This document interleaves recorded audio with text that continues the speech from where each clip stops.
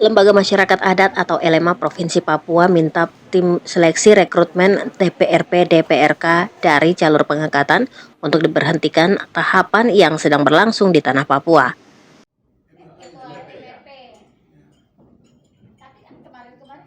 Rombongan diketuai Sekretaris LMA Provinsi Papua Paskalis Netep yang adalah penggagas lahirnya Pasal 6A Undang-Undang Nomor 2 Tahun 2021 tentang Otonomi Khusus Papua, meminta kepada pemerintah untuk tidak lakukan seluruh proses seleksi terhadap kursi pengangkatan DPRP-DPRK sambil menunggu proses hukum yang sedang berjalan dengan hasil putusan hukum.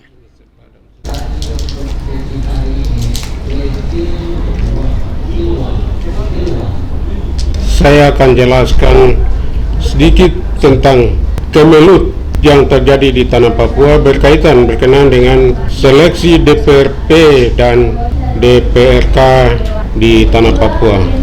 Yang pertama, LMA itu ada untuk melindungi komunitas kolektif di tanah Papua, komunal kolegial yang ada tersebar di tanah Papua. Dengan demikian, di tahun 2019 pada saat seleksi melalui pemilihan umum legislatif, terjadi kekosongan orang asli Papua dalam kursi terhormat, kursi DPR, baik di provinsi maupun di kabupaten kota.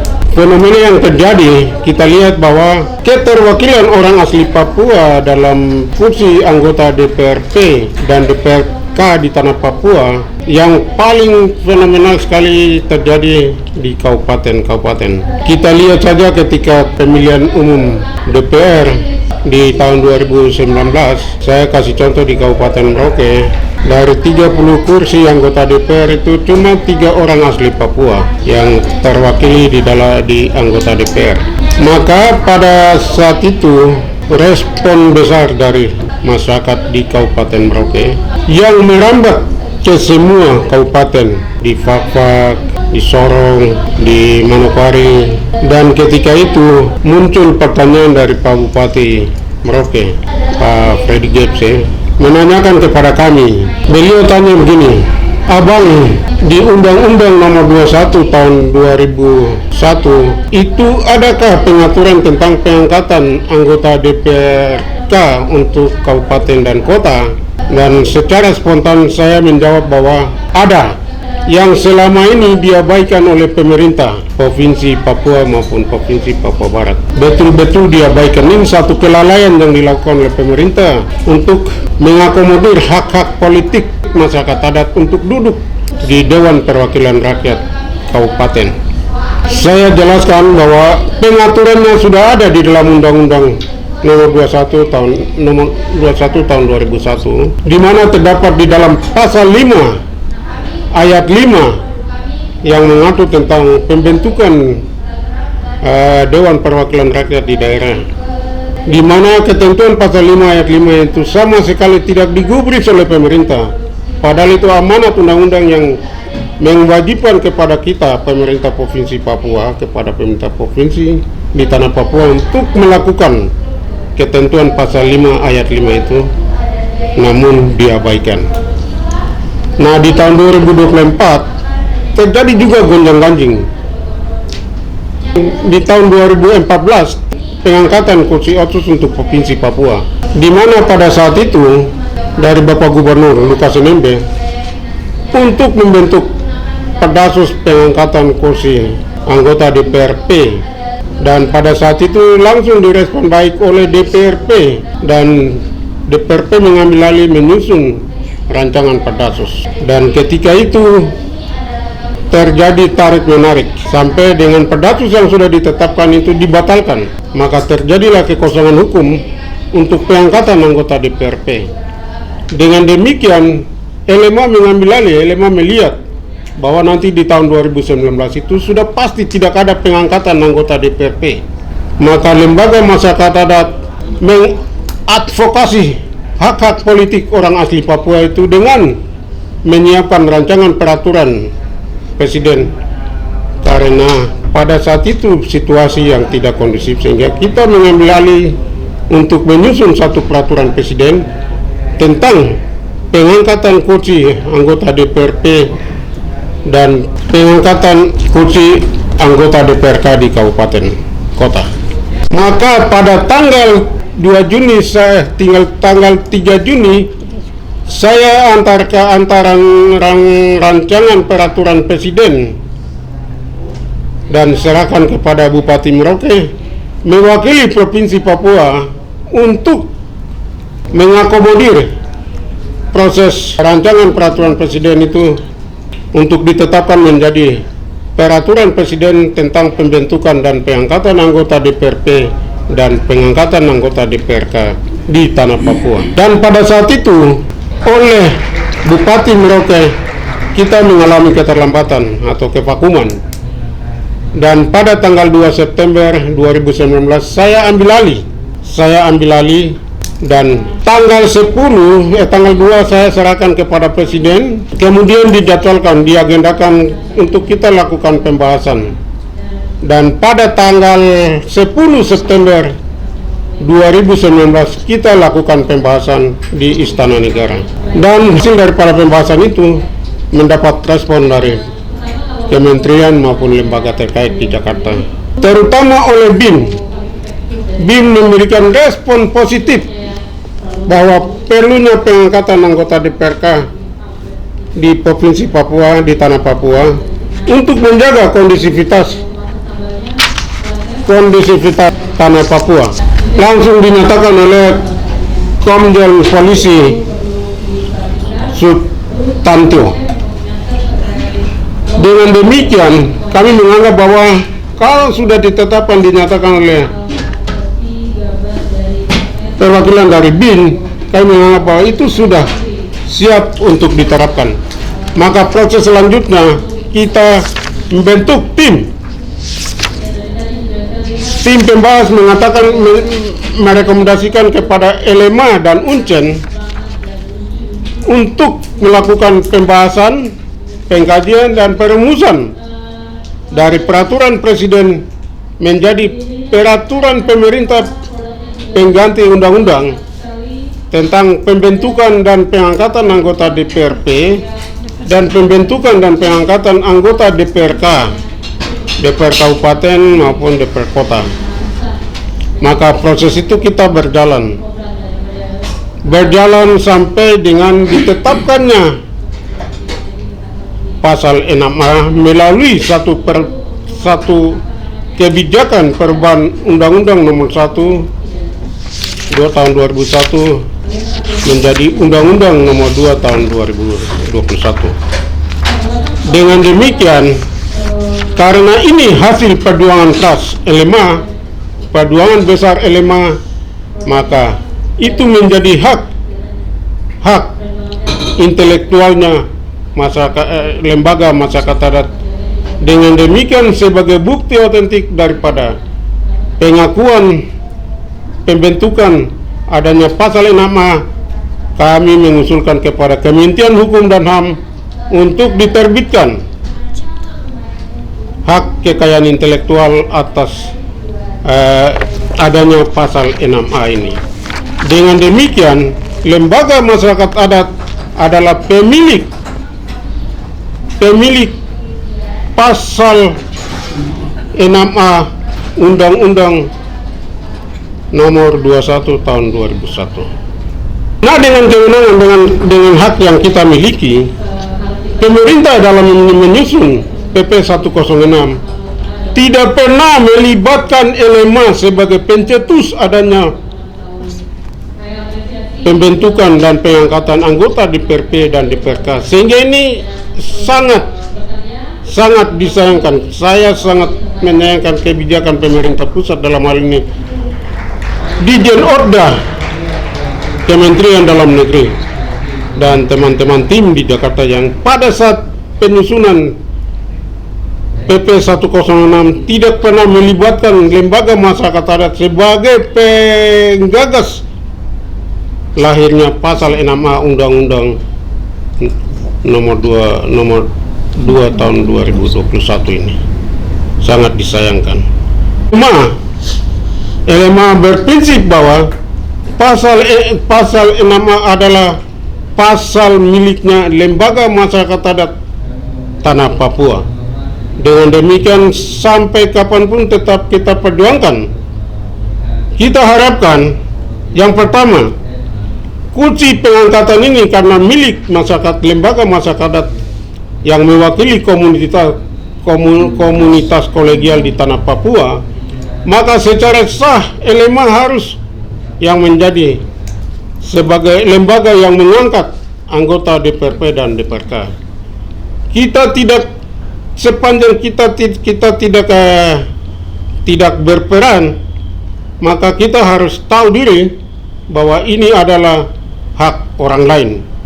Sangat disayangkan setelah adanya pasal 6 dan PP 106 ini, pemerintah terkesan mengambil alih semua di daerah.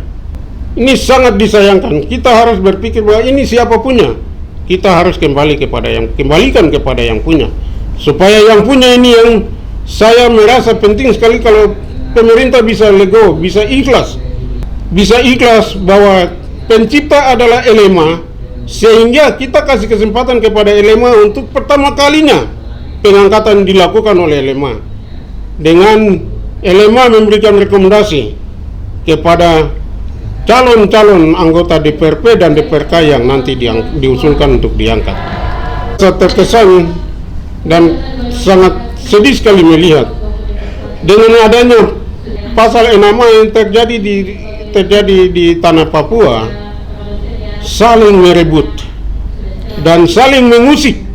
Saya sangat kesal sekali bahwa ada lembaga-lembaga yang mengatakan itu hasil perjuangan saya, ini hasil perjuangan saya. Saya mengatakan bahwa semua itu adalah pengakuan-pengakuan palsu dan tidak dapat dibuktikan. Coba kita bisa sama-sama membuktikan dokumen-dokumen yang menjadi peran untuk mengurus pasal 6 ini. Siapa yang punya dokumen yang lengkap dan memiliki kekuatan hukum yang pasti. LMA merasa bahwa ini adalah gagasan, prakarsa, inisiatif, pengorbanan yang sudah dilakukan oleh LMA dengan biaya yang bukan kecil, dan ini tidak didukung oleh anggaran pemerintah, oleh anggaran yayasan atau anggaran siapa, tidak pernah ada. Ini diusahakan dengan anggaran pribadi, dan itu bukan kecil, uang cukup besar yang saya keluarkan untuk membiayai terbentuknya atau adanya pasal 6 ini. Ketika itu saya sudah coba menyampaikan berulang kali kepada pemerintah, dalam hal ini kepada gubernur, kepada MRP, kepada DPRP, untuk mendapat respon atau memberikan dukungan. Tapi surat-surat dan dukungan yang saya ajukan ke semua lembaga tidak pernah sedikit pun yang memberikan respon jawaban bahwa kami tolak atau kami menerima, tidak pernah ada. Nanti setelah adanya pasal 6 baru orang mulai baku rebut. Saya bisa mengatakan bahwa ini orang-orang yang tidak tahu malu. Harus malu dan tahu diri. Siapa yang ngurus barang ini? Dengan demikian saya mengharap semua aktivitas yang sudah dilakukan oleh pemerintah ini harus dibatalkan. Saya minta untuk dibatalkan. Hormati kepada lembaga masyarakat sebagai pejuang, sebagai penggagas sampai adanya pasal 6 ini. Ketika kita publikasikan, tidak pernah ada satu pejabat pun yang memberikan tanggapan bahwa betul kita harus melakukan persiapan untuk menyongsong tahun 2024. Cuma satu orang, Ketua KPU Provinsi Papua Barat, Pak Atkana. Bapak Atkana dia bilang begini, untuk mengantisipasi terjadinya gejolak seperti tahun 2019 ini, kita harus sebagai turunan dari Undang-Undang Otonomi Khusus, kita harus siapkan Pedasus yang memberikan dukungan kepada orang asli Papua yang pada tahun 2024 itu pengangkatannya tidak bermasalah, harus ada pengangkatan untuk khusus orang asli Papua dan tidak bermasalah lagi seperti tahun 2019. Itu saya ingat baik, beliau menyatakan itu. Tidak ada satupun pejabat yang memberikan dukungan seperti begitu. Saya sudah mengajukan kepada semua pihak, tidak ada respon, dan itu menjadi catatan negatif saya. Sebagai sekretaris LMA, saya berjuang dengan semua biaya yang saya bisa dapat, entah dari orang per orang maupun biaya saya sendiri. Saya pakai untuk mengurus sampai jadinya pasal 6 ini. Dengan demikian, Pemerintah harus tahu malu, baik gubernur, bupati, wali kota harus tahu malu, tahu diri. Kita harus punya adat, tahu adat, mengatakan ini siapa pejuangnya. Kalau selama ini belum tahu, dengan saya bicara ini, sama-sama kita harus tahu bahwa betul LMA pejuangnya. Itu harus menyatakan itu. LMA pejuangnya, Lembaga Masyarakat Tanah Papua, pejuang dan inisiatif seluruhnya ada di Paskalis Netep. Dengan demikian lahirnya pasal 6A dan itu menjadi gaung Tanah Papua di kabupaten maupun provinsi yang sementara ini sedang berlangsung dengan proses ya kasarnya itu ada baku rampas keanggotaan di sana. Ini yang tidak boleh. Saya harap tidak boleh. Semua kembalikan kepada LMA. Silakan yang merespon, mau menanggapi baik, mau menanggapi negatif, mau menanggapi positif. Saya bersedia menerima itu. Dengan demikian kita akan klarifikasikan sesuai dengan dokumen ini, dokumen yang ada. Saya akan klarifikasikan sesuai dokumen yang ini, dokumen pengantar yang mengantarkan kita lahirnya pasal 6A. Semua ada di sini.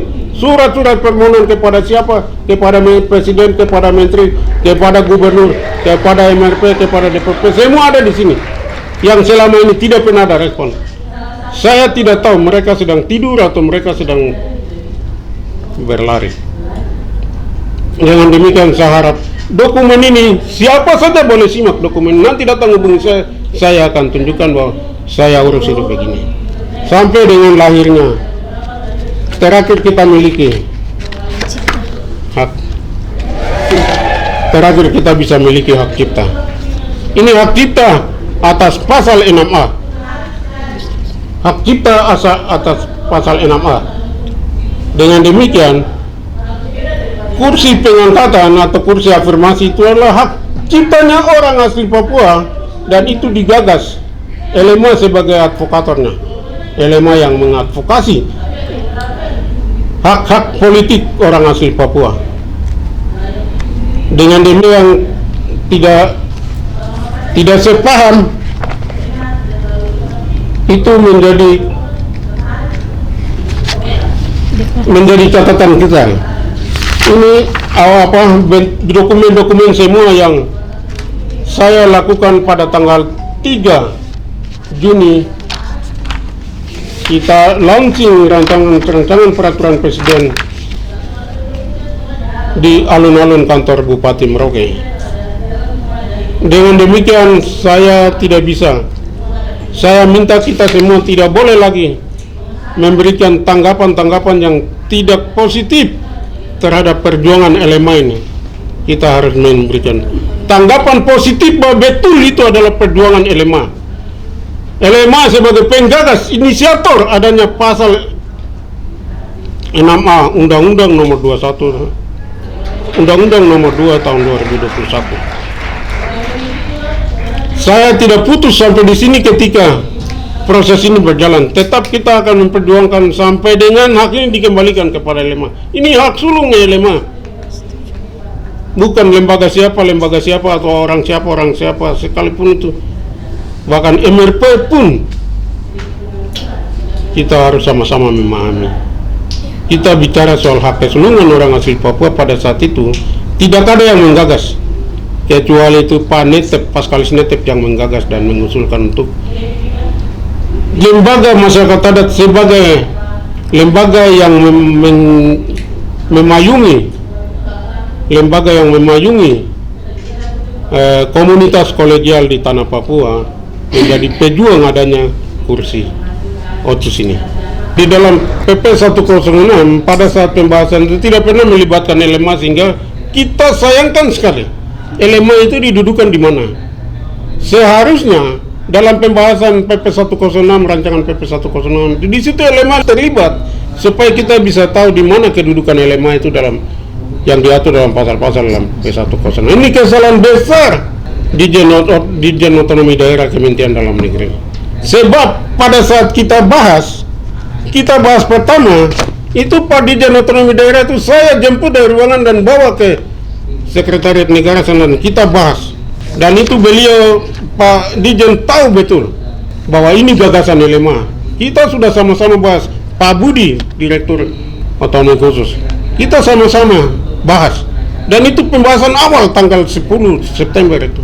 Hanya ini satu kelalaian yang dilakukan oleh pemerintah dalam hal ini di Jenotak. Ini merambat sampai ke daerah khusus kita di Papua, tanah Papua.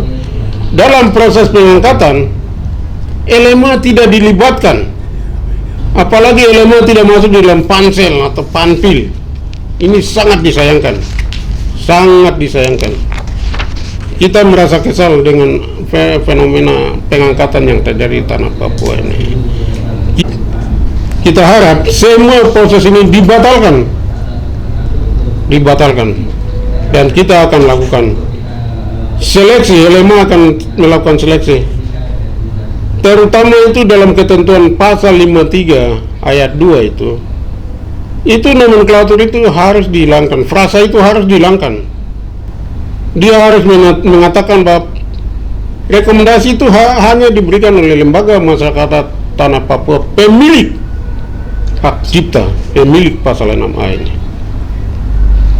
Ini yang bapak-bapak, terutama gubernur, bupati, wali kota ini, kita di tanah Papua sesama orang Papua kurang memberikan respek terhadap ketentuan ini. Dia pernah digubris, tidak pernah dihormati. Dan ditindaklanjuti oleh para kepala Kesbang, para sekda, para kepala Kesbang. Ini perlu kita lakukan pemilihan ulang, sehingga LMA itu harus mendapat porsi yang wajar di dalam proses pengangkatan kursi DPR, DPRK, DPRP dari pengangkatan atau kursi afirmasi bagi orang asli Papua ini.